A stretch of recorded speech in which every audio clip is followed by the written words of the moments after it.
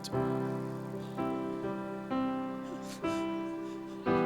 Por gentileza, podem sentar.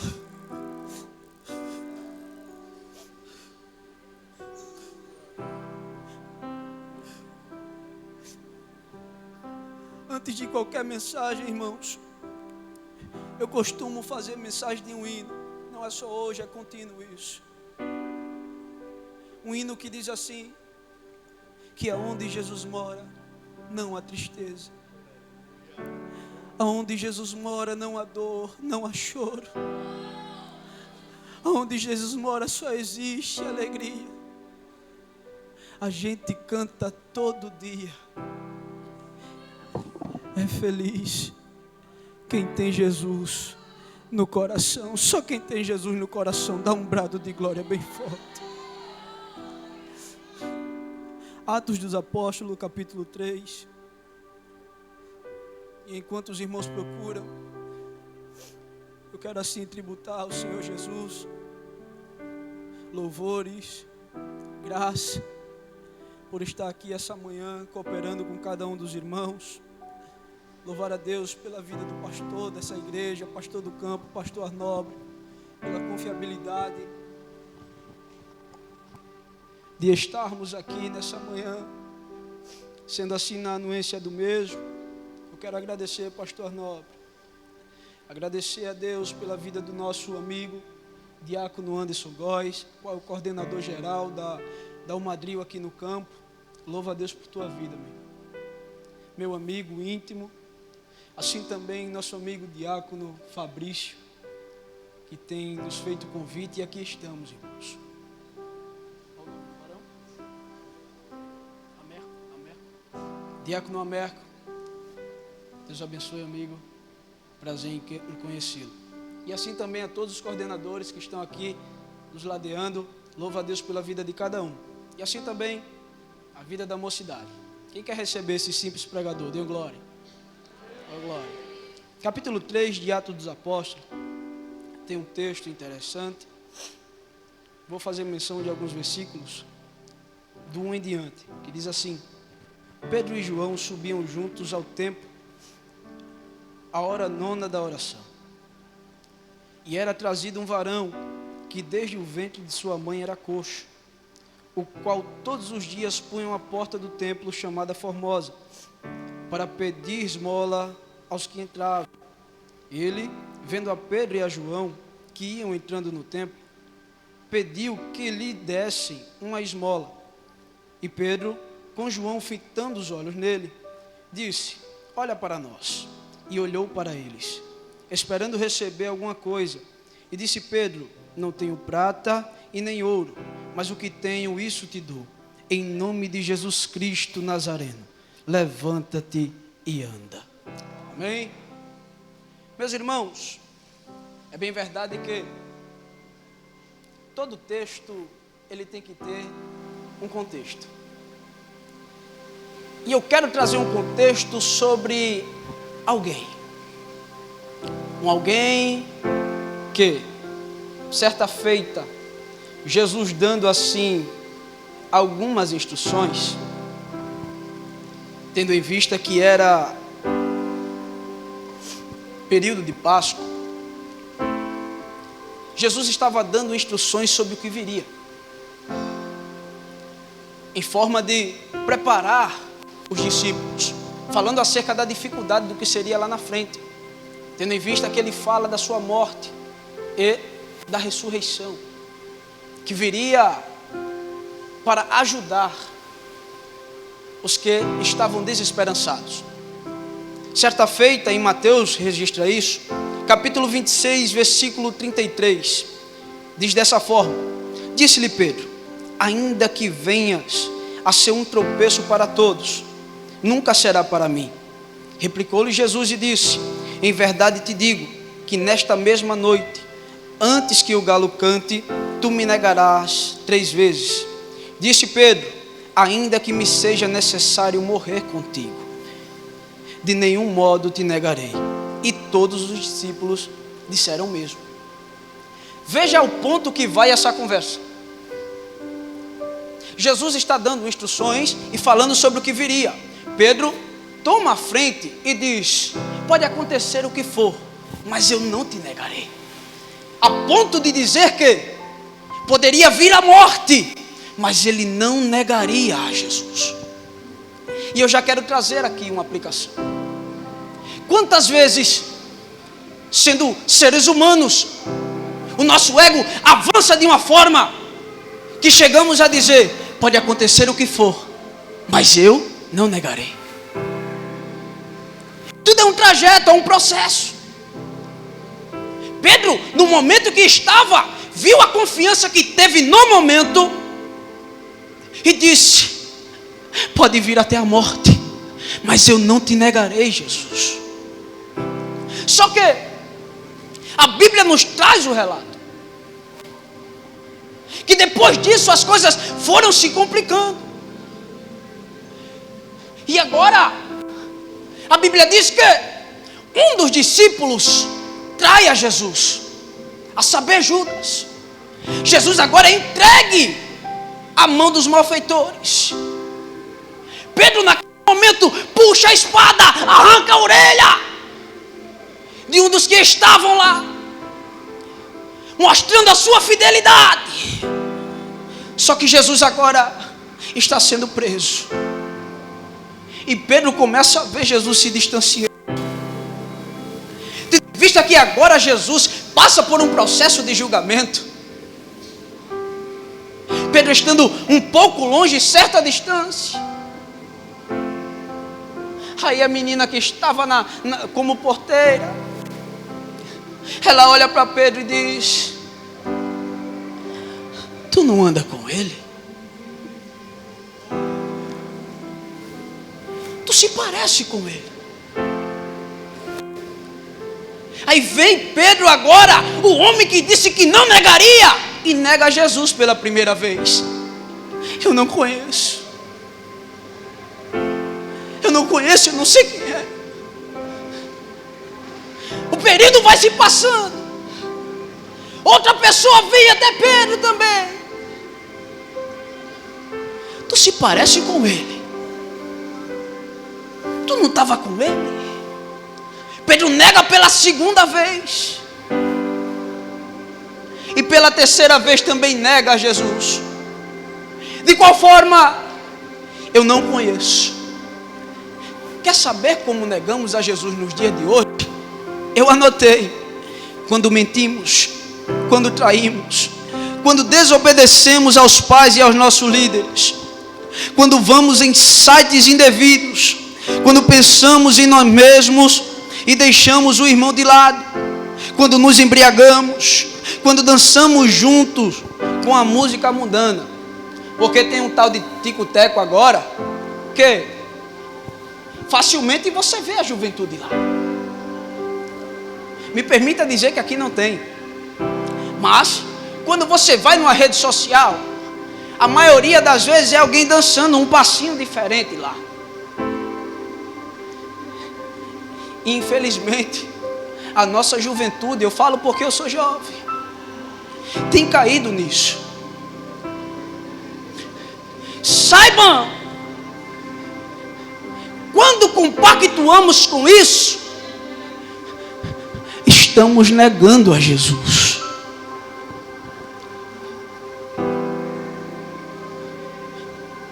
Quando vemos a prática da prostituição, também negamos a Jesus. Aleluia. Quer ver a pior forma de negar-se a Jesus, irmãos? Quando nos camuflamos em meio ao povo mundano, para fazer o que eles fazem também. E naquele momento alguém chega e diz: tu não era da igreja? E ali eles dizem que não é mais, só para compactuar com o que está acontecendo lá. Pedro afirmou que seria com Jesus até a morte. Em uma afirmação ele diz: eu posso morrer, mas eu não te negarei. Veja que os capítulos vão à frente. E Pedro nega a Jesus. Um aprendizado. nem sempre o que afirmamos com nossa boca verdadeiramente está no nosso coração.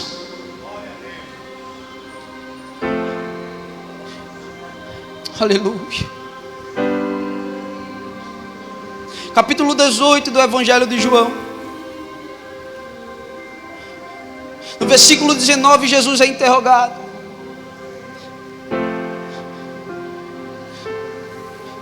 Versículo 16 do capítulo 19. Jesus ele é entregue para ser crucificado. Capítulo 19, versículo 17. Aí começa a crucificação. Até o versículo 19. Ali é o momento alto da humilhação com Jesus. Jesus agora está sendo crucificado. Versículo 29 do capítulo 19, ele diz que Jesus tem sede. E esse é o momento mais humilhante, irmãos. Quando Jesus tem sede, que aqueles malfeitores trazem uma espécie de bucha e dá vinagre para Jesus. Quem estava vendo de perto ou de longe, que Jesus toma aquele vinagre. Aí vem o versículo 30. Aleluia. Depois de ter sido humilhado, chega o momento da morte de Jesus. E por plena misericórdia, ele ainda diz: está consumado. Ao ponto de humilharem, Jesus estava dizendo: eu não desisti. Está consumado. Aleluia. Jesus morreu por nossos pecados. E Pedro, de longe. Pedro agora estava longe. Negou a Jesus. Qual é o sentimento de quem nega a Jesus? Se afastar. Com 13 anos de idade, cadê os irmãos da igreja de Gustavo Paiva? Estão aqui? Glória a Deus. Até 13 anos de idade, eu fiz parte daquela congregação em Gustavo Paiva. 13 anos de idade, desci as águas. Porém, acabei me afastando de irmãos. Na mesma faixa etária de idade, com 13 anos, eu conheci maconha, eu conheci bebidas, eu conheci prostituição, porque eu havia negado a Jesus. Eu me afundei na vida do tráfico. Eu já sabia o que era uma boca de fumo. Eu já sabia o que era bandidagem. De longe, estava vendo de longe.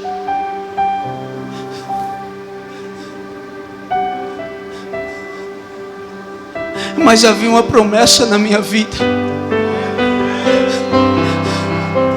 Em uma certa consagração, alguém profetiza sobre mim lá em Gustavo Paiva: tu serás pregador do Evangelho. Porém, se você me visse me drogando na prostituição, e aí? O pensamento seria o mesmo? Sabe o que a gente está acostumado a fazer? Quando alguém cai no erro, quando alguém nega e vai para longe, a gente começa a olhar com um olhar julgativo. E o que é que acontece? Aquelas pessoas, nos vendo julgar, elas vão para mais longe. Mas o Senhor não esquece. Havia uma promessa sobre minha vida. Já onde mora agora, indo em direção a uma mata, Ao meu lado, alguns traficantes. Sai um pastor de uma igreja simples. Você não vai. Eu olhei. Eu não vou. Sim. Jesus está dizendo que não vá. O que Ele te prometeu, Ele não esqueceu.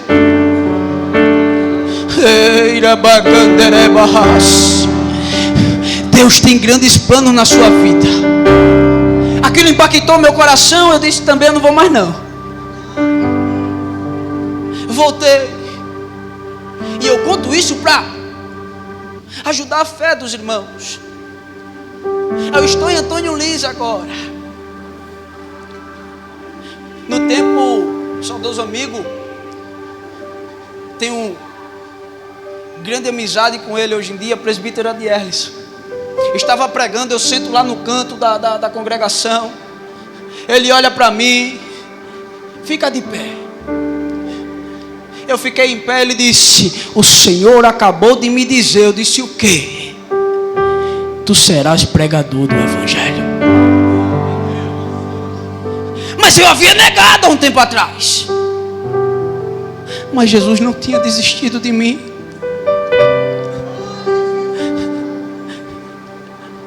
Quer prova do que Jesus faz?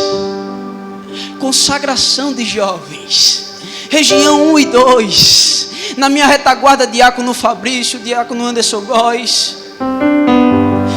E o pregador da manhã é aquele jovem.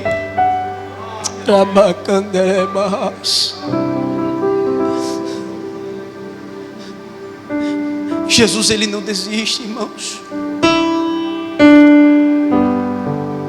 O tratamento de Jesus é tão profundo que Ele permite que passemos por algo para ter firmeza na fé.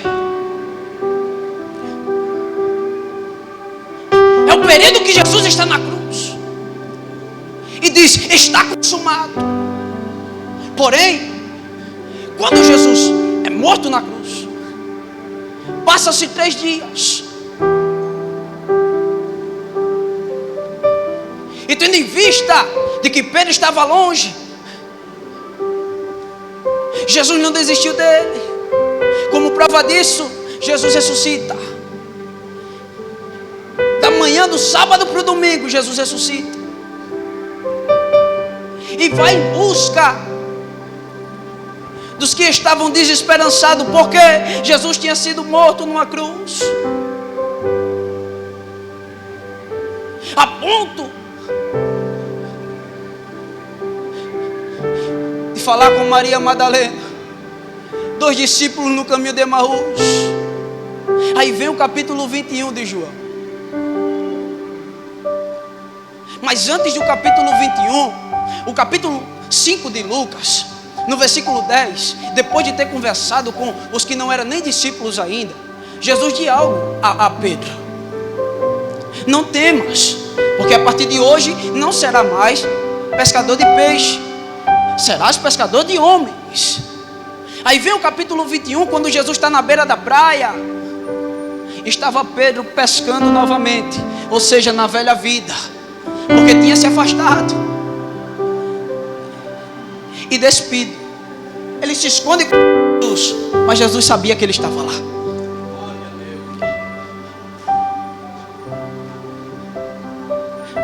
Quando eles tomam aquele café saboroso com Jesus, Jesus tem um particular com Pedro agora. Pedro, tu me amas? Amo, Senhor. Mais uma vez: Pedro, tu me amas? Eu amo, Senhor. Pedro, tu me amas, Pedro? Senhor, tu sabes que eu te amo. Aí Jesus poderia agora passar na cara: Pedro, se tu me ama, por que tu me negaste? Só que a resposta de Jesus foi diferente. Se tu me amas, Pedro, apacenta as minhas ovelhas. Estou renovando o teu ministério, Pedro, porque eu não desisto de você.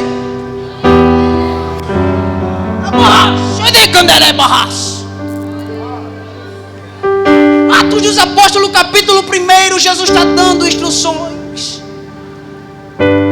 Jesus agora é elevado aos céus. 2 varões aparecem e diz: varões galileus, porque estão espantados com o que aconteceu. O mesmo Jesus que subiu, da mesma forma, ele virá. Quer uma notícia boa? Fala comigo, juventude. Eu quero.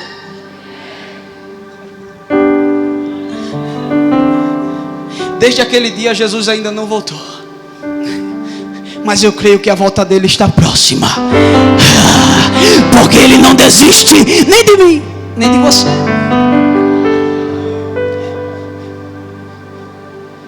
Vem o capítulo 2 agora de Atos.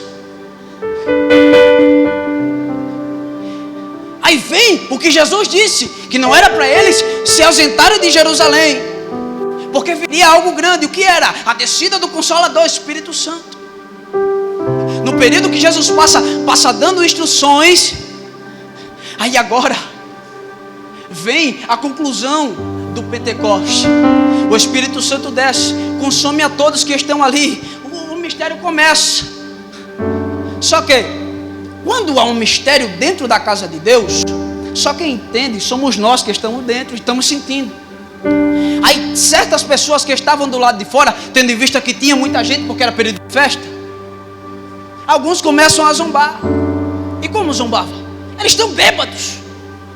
Aí entra alguém em cena. Lembra que eu disse que Jesus não desistiu de Pedro e renovou o ministério dele? Pedro agora, eu li um livro, Ciro Sanches, escritor bíblico. Ele diz que se levanta agora o primeiro pregador pentecostal. O que tinha negado, o que viu de longe, mas Jesus não desistiu dele. Agora ele está dizendo: varões, olhem para cá, agora eu vou pregar para vocês.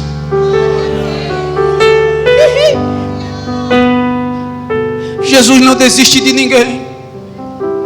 Aí ele continua, traz o Antigo Testamento, pregador topado. O que está acontecendo aqui é o que Joel já tinha falado no Antigo Testamento. E nos últimos dias acontecerá, diz Deus, que do meu espírito derramarei sobre toda a carne, e os vossos filhos e as vossas filhas profetizarão, os vossos jovens terão visões, e os vossos velhos sonharão sonho.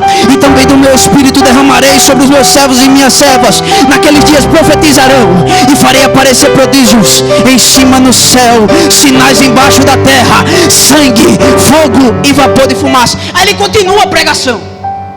Chega um período que o povo ouviu Pedro pregando e começou a chegar mais. E o que eles perguntavam? Como eu faço para receber? Como faz para receber? Aí ele usa o que João Batista falava, o quê? Arrependam-se e aceitem a Jesus. É simples. Você só vai ter algo diferente na sua vida quando você se arrepender dos seus atos pecaminosos e aceitar Jesus como seu Senhor e Salvador. Aí o pregador Pedro agora ganha quase 3.000 almas para Jesus. Aí depois disso vem o capítulo que nós lemos. Aleluia. Pedro e João agora, cheio do Espírito Santo, vai fazer o quê? Orar. Porque um jovem, uma jovem cheia do Espírito Santo, ela gosta de oração, ele gosta de oração. Agora eles estão indo orar. Quando chegam na porta do templo, o que é que está acontecendo? Tinha um coxo lá. Não andava, coitado, desde o ventre da sua mãe. E o que ele sabia fazer? Pedir esmola. E necessitava de pessoas para deixar ele lá. Ou seja, tinha uma dependência. E o que ele fez? Vendo Pedro e João, ele pede uma esmola. Me dá uma esmola. Eu vejo que naquele momento ele estava pedindo algo às pessoas certas. Pedro e João olham um para o outro, olha para ele. Aí Pedro vem. É o mesmo Pedro que negou, diácono Anderson. Só que a diferença agora era que estava cheio do Espírito Santo. Meu filho, tem ou não dinheiro? mas o que eu tenho eu te dou. Em nome de Jesus Cristo, o Nazareno, levanta-te, anda. Levanta-te e anda.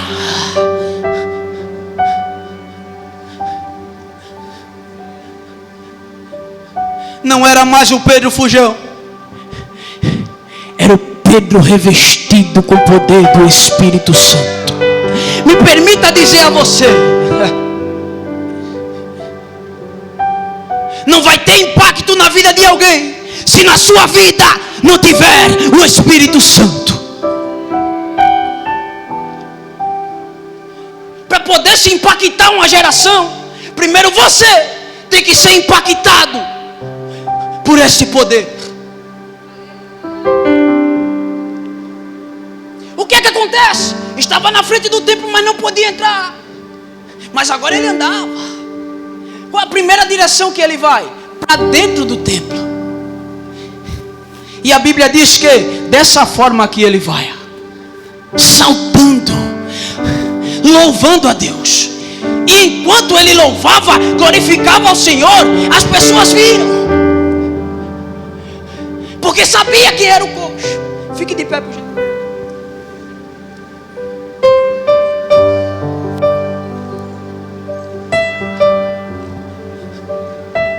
E eles ficam pasmos. O que aconteceu? Aí Pedro mais uma vez toma a palavra. Varões, vou pregar de novo.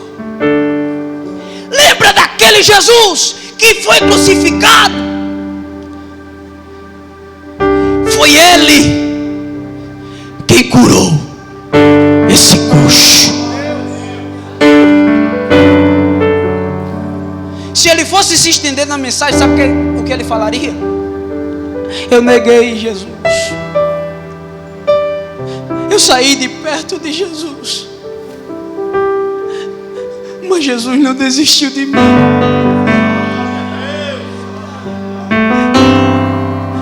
E esse milagre que aconteceu agora foi mais uma prova de que Ele não desiste dos seus. Eu não vou me estender. Eu louvo a Deus pela vida de cada um de vocês. E eu peço, no íntimo, as oportunidades que tiver de negar a Jesus, diga não para elas. E entenda que Jesus não desiste de você.